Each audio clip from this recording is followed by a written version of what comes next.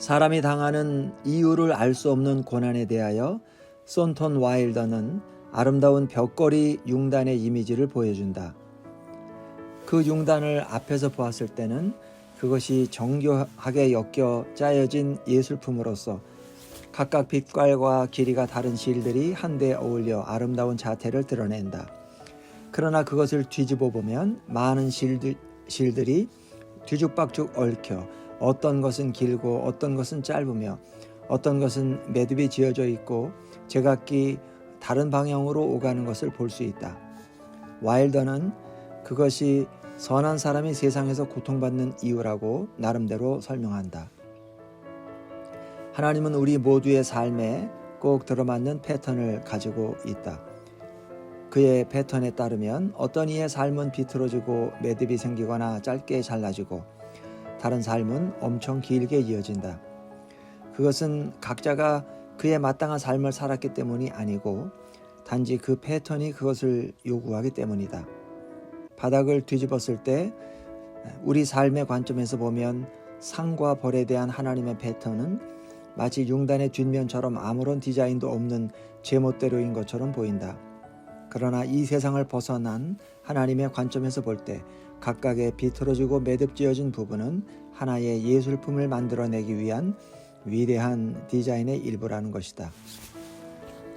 이러한 설명은 상당 부분 감동적이며 많은 사람들이 이로부터 위로를 받으리라 상상할 수 있다.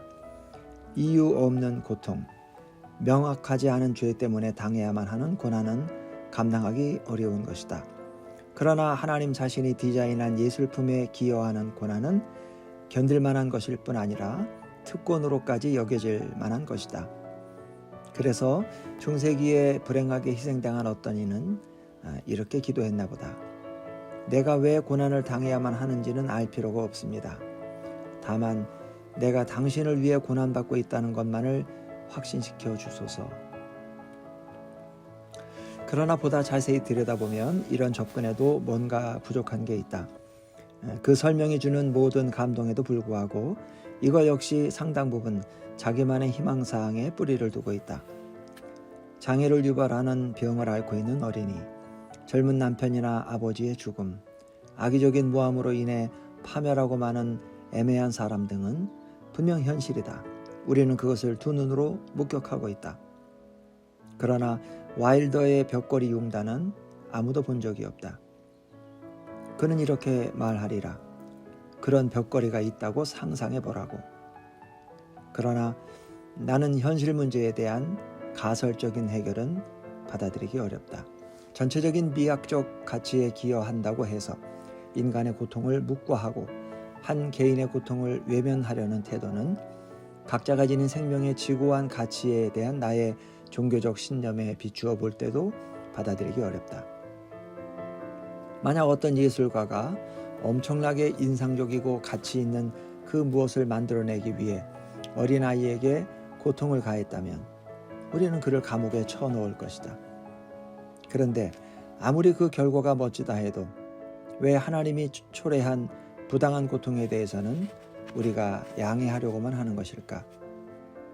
헬레는 육체적 고통과 정신적 고뇌로 가득 찬 삶을 통해 그녀의 병이 하나님과 이 세상의 선함에 대한 어린 시절의 신앙을 앗아가 버렸음을 발견하게 되었다.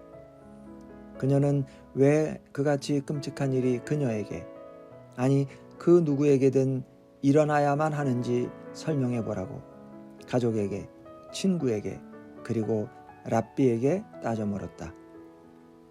만약 하나님이 존재한다면 그를 증오한다. 그리고 나에게 이 같은 불행을 강요한 그의 소위 그 거창한 계획이 무엇이든 그것을 증오한다 라고 말했다. 이제 다른 질문에 관해 같이 생각해보자. 교육적인 고난이라는 것이 가능할까? 그것이 우리의 잘못을 바로잡아 보다 나은 사람이 되게 할 수 있을까? 하나님이 우리에게 고난을 주는 데에 정당한 이유가 있다고 믿는 종교인들은 종종 과연 그 이유란 무엇일까 하고 상상해보려 노력한다. 우리 시대의 위대한 정통 유대교 교사인 랍비 조셉 솔로비에치크는 고난은 인간을 품위 있게 하고 교만과 천박성을 정화하여 그의 지평을 확대해 준다. 한마디로 고난의 목적은 인간성의 그릇된 부분을 고쳐주는 데 있는 것이다 라고 말했다. 마치 부모가 사랑하는 자녀들을 위해 벌을 줄 수밖에 없을 때도 있듯이 하나님도 우리에게 벌을 준다. 차도로 들어서려는 아이를 끌어내거나 저녁 식사 전에 과자를 못 먹게 하는 부모처럼 그것은 잔인한 것도 아니고 가혹하거나 불공평한 것도 아니다. 그 부모는 단지 자녀를 염려하는 책임감 있는 사람들일 뿐이다. 어떤 때는 부모들이 뭔가를 가르쳐주기 위해 자녀들을 때리거나 가진 것을 박탈해버리기도 한다. 어린이들은 다른 아이들이 모두 가진 것을 자기만 일방적으로 박탈당했다고 느낄 것이고 왜 사랑하는 부모님이 그렇게 하는지 이해는 못하겠지만 그것은 그들이 단지 어리기 때문이다. 그들이 자란 후에는 왜 그것이 필요한 일이었고 지혜로운 일이었는지를 이해하게 될 것이다. 그 지혜롭고 자녀를 염려하는 부모가 순진한 아이들을 대하듯 우리는 하나님이 우리 자신에게 위험한 일을 하지 못하게 하고 원하는 것을 박탈함으로써 우리 스스로 뭔가 심각한 잘못을 범했다는 사실을 깨닫도록 한다고 우리는 들어왔다. 그 부당함에 대한 불만과 짜증을 참고 견디노라면 언젠가는 그 모두가 우리를 위한 일이었음을 인정할 정도로 성숙할 것이라고 우리는 들어왔다. 최근 신문에는 사업을 준비하기 위해 6년간 전 세계를 돌아다니며 골동품을 사들인 한 여성에 대한 기사가 났다. 그녀가 개업하기 일주일 전 갑작스러운 벼락으로 화재가 일어나 그녀의 가게를 포함하여 그 블록의 몇몇 가게들이 완전히 타버렸다. 값비싸고 희귀한 많은 상품들은 비록 보험에 들어 있었지만 보상금은 상품의 가치에 비해 아주 미미한 것이었다. 더구나 이 여인이 무려 6년이나 바쳐가며 찾아다니고 모아들인 노력을 그 어떤 보험이 보상할 수 있겠는가. 그 여인은 넋이 나가버렸다. 왜 이런 일이 생겨야만 하는가? 왜 이런 일이 나에게 벌어진 것인가? 그녀의 한 친구는 그녀를 위로하며 다음과 같이 말했다고 기사는 인용하고 있었다. 아마도 하나님은 너에게 무언가 교훈을 주시려는 것이었을 거야. 어쩌면 하나님은 내가 부자가 되는 것을 원치 않는다는 뜻인지도 모르지. 그는 네가 성공적인 여성 사업가가 되어 하루 종일 손익계산서에 사로잡혀 있거나 매년 극동지방까지 구매 여행을 다니는 것을 원치 않으셨나 봐. 그는 너의 에너지를 뭔가 다른 것에 쏟기를 원하셨고 이것이 그가 자신의 메시지를 네게 전하는 방식이란다. 오늘날의 어떤 교사들은 이런 이미지를 사용하여 가르친다. 만약 의학에 대해 전혀 문외 아닌 사람이 수술실로 들어가 의사와 간호사가 수술을 하고 있는 광경을 보게 된다면 그의 눈에는 그들이 불행한 피해자를 고문하는 일단의 범죄자로 비칠 것이다. 그들이 환자를 강제로 눕힌 채 숨도 못 쉬도록 코와 입에 덮개를 씌우고 칼과 바늘로 찔러댄다고 그는 생각할 것이다. 수술에 대해 이해하고 있는 사람만이 그 광경을 보고 그들이 지금 환자를 괴롭히는 것이 아니라 도와주려는 것임을 알 수 있을 것이다. 이와 마찬가지로 하나님의 고통을 주는 것은 우리를 돕는 자신의 방법이라는 설명이다. 그렇다면 론의 경우를 보자. 그는 나이든 동업자와 함께 약국을 경영하는 젊은 의사이다. 론이 처음 이 사업에 참여할 때 그의 동업자는 이 약국이 최근 몇 차례 약과 현찰을 노려 강도짓을 하는 약물 중독자들의 표적이 되어왔다고 말해주었다. 어느 날 론이 상점문을 닫으려 할 때 한 약물 중독 청소년이 그에게 권총을 들이대고 약과 돈을 요구했다. 론은 절대 영웅이 될 생각은 없었기에 하루치 수입을 잃어버릴 각오를 했다. 그는 떨리는 손으로 현금 출납기로 손을 뻗었다. 그러나 그는 돌아서다가 발을 헛디뎌 카운터를 끌어안듯 넘어지고 말았다. 강도는 그가 총을 집으려 하는 것으로 오인하여 그만 총을 발사했다. 총알은 론의 복부를 지나 척추에 가서 박혔다. 의사가 이를 제거했지만 이미 회복 불능 상태였다. 그는 다시는 두 발로 걷지 못하게 되었다. 친구들은 그를 위로하려 했다. 어떤 이는 그의 손을 붙들고 동정을 표시했다.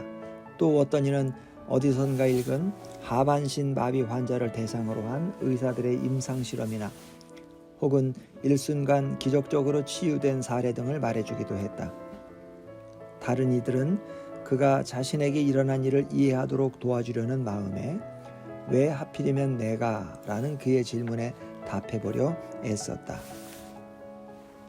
한 친구가 말했다. 나는 우리 삶에 일어나는 모든 일에 목적이 있다고 믿네. 우리에게 일어나는 일은 어쨌든 결과적으로는 우리를 위한 일이라고. 이런 식으로 생각해봐. 자넨 항상 잘생기고 자신만만한 녀석이었지. 반짝이는 차에다가 여자들에게도 인기가 좋고 부자가 되리라는 자신감에 가득 차 있었어. 자네는 자신보다 못한 사람들에 대해 걱정이라곤 해본 적도 없었지. 아마 이번 일은 하나님이 자네에게 보다 사려 깊고 남의 처지에 대해 민감해지라고 교훈을 주시는 방법이었을 걸세. 아마 이것이 자네의 교만함과 거만함을 정화시키고 그런 식으로 성공하면 어떻게 될 것인가를 깊이 생각하게 하시는 하나님의 방식이었다는 말이지. 이것이 자네를 보다 선하고 섬세하게 만드시는 그의 방법이라는 뜻일세. 그 친구는 이 이해할 수 없는 사건에 의미를 부여하여 그를 위로하려 했다. 그러나 만약 당신이 론이었다면 어떻게 반응했을까? 론은 당시 자신이 병원 침대에 누워있는 처지만 아니었더라면 그 친구의 얼굴을 한 대 갈겨주고 싶었다고 회상했다. 도대체 어떤 권리로 정상적이고 건강한 사람이 론에게 일어난 일이 너에게는 최선의 것이며 모두 너 자신을 위한 일이라 말할 수 있는가? 이런 합리화가 안고 있는 문제는 그것이 고통받는 사람을 돕는 것도 아니며 그 고통을 제대로 설명해 주는 것도 아니라는 사실이다. 그것은 단지 나쁜 것이라는 개념을 좋은 것으로 고통이라는 단어를 특권으로 바꿔치기 함으로써 하나님을 변호하려는 시도에 불과하다. 그런 대답은 하나님이 우리에게 벌어지는 모든 일을 조종하는 자유로운 부모님 같은 분이라고 강력하게 믿고 있는 사람들에 의해 창안되었다. 그런 사람들은 자신의 전제와 믿음을 바탕으로 엄연한 사실을 왜곡하는 것이다. 의사가 환자를 돕기 위해 칼을 대는 것은 분명 사실이지만 다른 사람을 칼로 찌르는 사람이라 해서 모두 의사는 아니다. 우리가 가끔 다른 사람의 이익을 위해 그에게 고통을 줄 때도 있는 것이 사실이지만 그렇다고 해서 모든 고통이 다 이로운 것은 아닌 것이다. 자녀가 무언가를 잘못한다고 벌을 주면서도 무슨 잘못을 저질렀는지 말해주지 않는 부모가 있다면 그것은 책임감 있는 부모의 모습이라 말하기 어려울 것이다. 그러나 고난은 우리를 변화시키려는 하나님의 교훈의 일종이라고 설명하는 사람들은 우리가 무엇을 변화시켜야만 하는지를 구체적으로 말하지 않는다. 론의 사고가 그를 보다 사려 깊은 인격으로 만들기 위한 것이라기보다는 그의 친구들이나 가족들로 하여금 장애인에 대해 보다 사려 깊은 사람이 되도록 하기 위한 것이었다는 해석도 마찬가지로 별로 도움이 되지 않는다. 그렇다면 인간 영혼의 폭을 넓고 깊게 만들고 연민과 또 여타의 사랑을 가르치라는 하나님의 계획의 일환으로 여자들은 모두 장애아를 낳아야 할 것이다. 잠시 한눈 파는 사이 혼자 놀던 아기가 한순간 창문에서 떨어져 죽었다던가 수영장에 빠져 죽었다는 이야기들을 누구나 한 번쯤은 들은 적이 있을 것이다. 왜 하나님은 아무 죄도 없는 아이들에게 그런 일이 벌어지도록 하였을까? 그것이 그 아기들에게 새로운 세계를 탐험해 보라는 교훈이 될 수는 없을 것이다. 그 교훈이 끝나는 순간 아기들은 죽고 없으니까 말이다. 그렇다면 그것이 부모나 부모들에게 보다 주의하라는 교훈인가? 그것은 아기의 목숨까지 바치기에는 너무나도 사소한 교훈이다.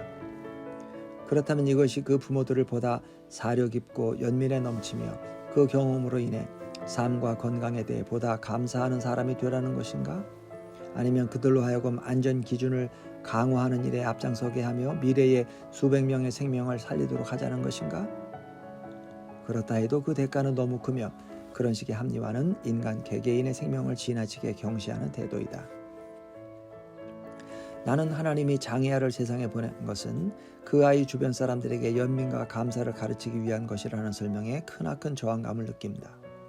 왜 하나님은 나의 영적 감수성을 고양시키기 위해 다른 사람의 삶을 그토록 왜곡시키냐는 것이다. 고난은 우리가 받아 마땅한 것이라거나 우리의 잘못을 치유하려는 것이라는 설명에 우리가 만족할 수 없다면 비극을 하나의 시험이라 해석하는 것은 받아들일 수 있을까? 죽어가는 자녀를 둔 부모들 대부분은 자신에게 주어진 몽해를 납득하고 받아들이기 위해 창세기 22장을 읽어보라고 공고받는다. 그 장에서 하나님은 아브라함에게 그가 사랑하는 아들 이삭을 인간 제물로 바치라고 명령한다.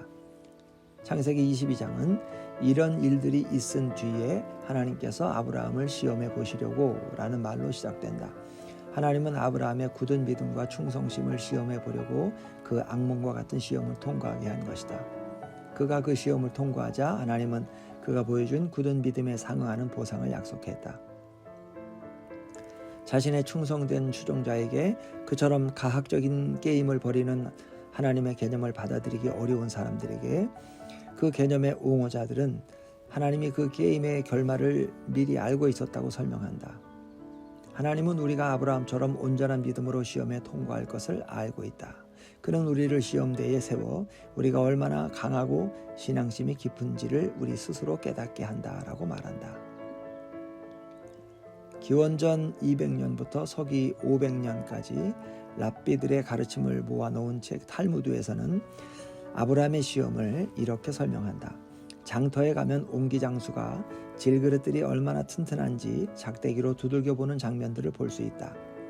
영리한 옹기장수는 그릇들 중 단단한 것들만 두들겨보지 약한 것들은 절대 두들기지 않는다. 이와 마찬가지로 하나님도 그런 시련을 충분히 견뎌낼 만한 사람을 시험 대상으로 삼아 다른 사람들이 그것을 통해 자신의 영적 능력을 따라 배울 수 있도록 한다는 것이다. 나는 14년 동안 그 아이가 사망할 때까지 한 장애아의 아버지였다. 하나님이 나에게 어떤 특별한 영적 힘이 내재되어 있어 다른 사람들보다 더 잘 견디리라는 점을 미리 알고 나를 선택했다는 식의 설명은 내게 전혀 위로가 되지 않는다.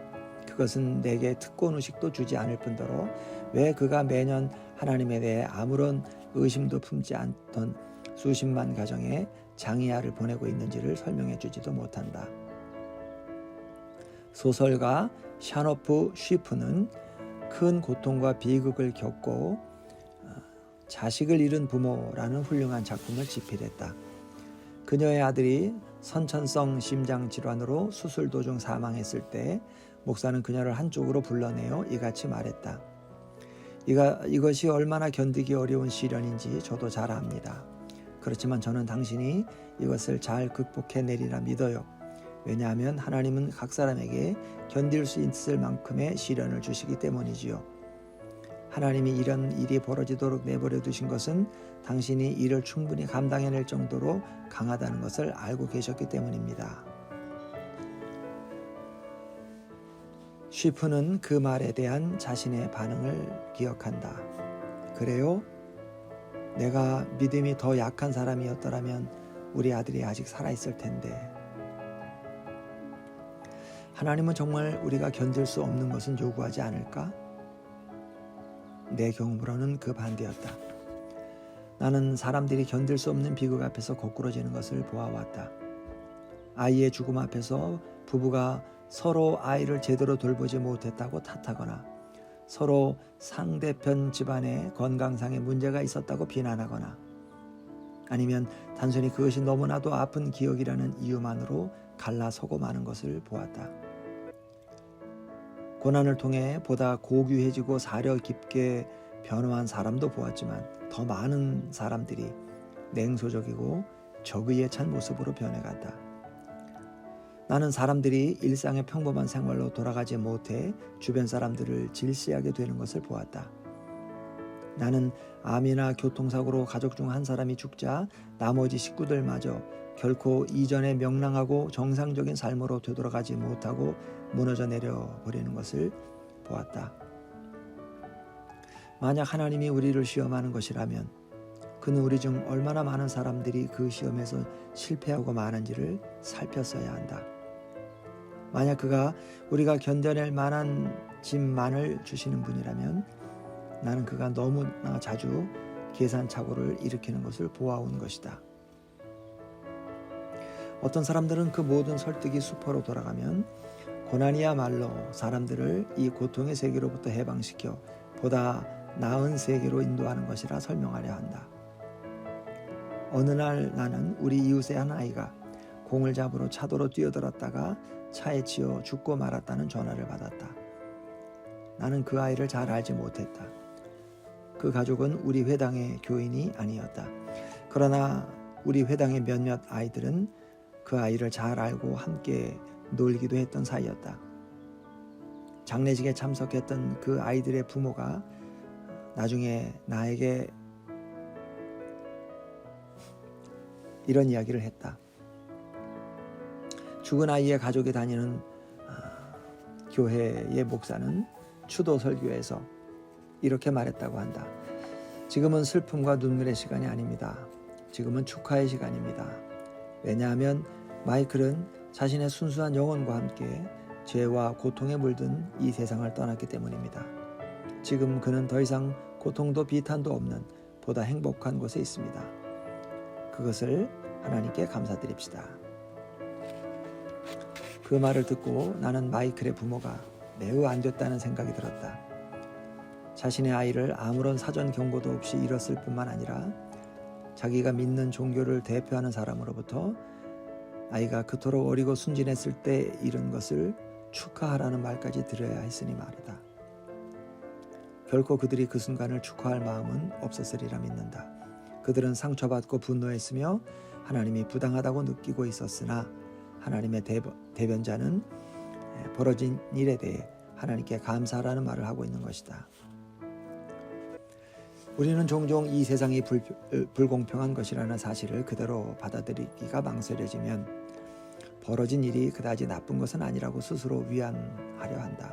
어떤 때는 영악하게도 우리가 악이라 부르는 것은 실제하는 것이 아니고 단지 선이 충분하지 않은 상태라고 생각하기도 한다. 심지어 추위도 열의 부재 상태, 어두움도 빛의 부재 상태에 붙이는 하나의 이름이라는 식으로 말한다. 그렇다면 우리는 정말 어둠이나 추위라는 것이 존재하지 않는지 증명할 필요가 있는데 사람들은 어둠 속에서 발을 헛디디고 넘어져 부상을 입기도 하며 추위에 얼어 죽기도 한다. 그들의 죽음이나 부상이 우리의 알량한 말장난으로 조금도 가벼워질 수는 없다. 어떤 때는 우리의 영혼이 정의를 너무나도 갈구하기에 하나님이 우리를 공정하게 취급한다고 필사적으로 믿고 싶기에 우리는 눈에 보이는 이 세상만이 실존하는 유일한 것은 아니라는 생각에 희망을 붙들어매게 된다. 이 세상 너머 어딘가에는 꼴찌가 첫째 되는 그리고 이 세상을 일찍 하직한 사람들이 사랑하던 사람들을 만나 영원히 함께 살 수 있는 그 어떤 세상이 있다는 것이다. 나 자신을 포함해서 살아있는 그 어떤 사람도 그런 희망과 같은 것이 실제하는지 확실하게 알 수는 없다. 내가 유일하게 말할 수 있는 것은 우리의 육신이 죽으면 흙으로 돌아간다는 사실이다. 물론 우리의 비육체적인 일부분, 즉 우리에게 영혼이나 성품이라는 것이 있어 그것은 결코 죽지 않는다는 믿음에 대해 나는 찬성하는 편이다. 그렇지만 나는 육체를 떠난 영혼이 어떻게 생겼을지 상상해낼 수가 없다. 우리가 알고 사랑하던 사람으로부터 분리된 영혼을 우리가 인식할 수 있을까? 어릴 때 아버지를 잃은 사람이 늙어 죽으면 장차 올 그 세계에서 만난 그의 아버지는 그보다 어릴까 동갑일까 아니면 더 늙었을까? 다혈질적인 사람도 하늘나라에 가서는 온전한 인격을 지니게 될까? 거의 죽었다가 살아난 사람들은 생전에 자신이 사랑했던 사람이 밝은 빛과 함께 자기를 맞이하는 것을 보았노라고 증언한다. 우리 아들이 죽고 나자 딸아이는 꿈에 죽어서 하늘나라에 갔는데 오빠가 정상적인 몸으로 할머니와 함께 자기를 맞이하더라는 것이다. 이 같은 것이 현실의 암시인지 혹은 우리 자신이 지닌 희망의 반영인지 알 수 없는 것은 물론이다. 무고한 사람이 그들이 겪은 고통에 대하여 보상받는 내세에 대한 믿음은 사람들에게 자신의 믿음을 잃지 않으면서도 세상살이의 불공평함을 견뎌내게 해준다. 그러나 반면 그것은 우리 주변에서 볼 수 있는 불의를 외면하거나 분노하지 않는 핑계로 혹은 우리가 하나님으로부터 부여받은 지성으로 그 불의를 해결하려 하지 않는 구실로 이용될 수도 있다. 우리 같은 상황에 처한 사람들을 위한 실질적인 지혜란 우리의 생명이 사후에도 어떤 형태로든 계속될 수 있다는 가능성에 관심을 갖는 것일 수도 있다. 그러나 동시에 우리는 이 세상이 결국 우리가 누릴 수 있는 유일한 곳이었음이 드러날 경우를 대비하여 이 세상을 최대한 진지하게 살아가야 하며 여기서 의미와 정의를 추구해야 할 것이다. 우리가 이제까지 살펴본 비극에 대한 모든 반응들에는 한 가지 공통점이 있다. 그들은 모두 하나님이야말로 그 모든 고통을 일으키는 존재라는 전제하에서 왜 그가 우리를 고통받게 하는가를 이해하려 한다는 점이다. 그것이 우리를 위한 것인가? 아니면 우리가 받아야만 할 하나의 징벌인가? 혹은 하나님이 우리에게 무슨 일이 일어나든 별로 개의치 않는다는 뜻인가? 많은 대답들이 한편으로는 섬세하고 풍부한 상상에 기초하고 있지만 그 어느 것도 우리를 완전히 만족시키지 못한다. 어떤 대답은 하나님의 명성을 보호하기 위해 우리 자신을 탓하는 쪽으로 유도한다. 다른 대답은 현실을 부정하게 만들거나 우리의 참다운 감정을 억압한다. 우리는 단지 그 운명을 받아들임으로써 스스로를 증오하거나 아니면 우리에게 지나친 처사를 한 하나님을 증오해야만 할 뿐이다. 그러나 어쩌면 또 다른 접근법이 있을지도 모른다. 어쩌면 우리의 고통은 하나님의 행위가 아닐 수도 있다. 어쩌면 그것은 하나님의 뜻을 벗어난 어떤 다른 이유 때문인지도 모른다. 시편 저자는 노래했다. 이 산 저 산 쳐다본다. 도움이 어디에서 오는가? 하늘과 땅을 만드신 분 여호와에게서 나의 구원은 오는구나. 그는 여호와에게서 나의 고통이 오는구나 라고 하지도 않았고 여호와에게서 나의 비극이 오는구나 라고 말하지도 않았다. 그는 여호와에게서 나의 구원이 온다 라고 말했다. 우리에게 일어난 나쁜 일들이 하나님이 일으킨 것이 아닐 수도 있지 않을까? 하나님이 어떤 가정에 장애아가 태어나는지 결정하지 않았고 론을 총알바지로 세우지 않았으며 헬렌에게 퇴행성 질환을 준 것이 아닐 수도 있지 않았을까? 오히려 그와 우리 사이를 가로막고 있는 우리의 죄의식과 분노를 넘어서기만 한다면 언제든지 그는 우리의 비극을 극복하도록 도우려 하고 있지 않을까? 어떻게 하나님이 우리에게 이렇게 하실 수 있을까라는 질문 자체가 사실은 잘못된 것일 수 있지 않을까? 성경에서 아마도 인류의 모든 문학을 통틀어 보아도 인간의 고난에 대해 욥기만큼 완벽한 성찰을 하고 있는 책이 없을 것이다. 이제 이 책을 살펴보도록 하자.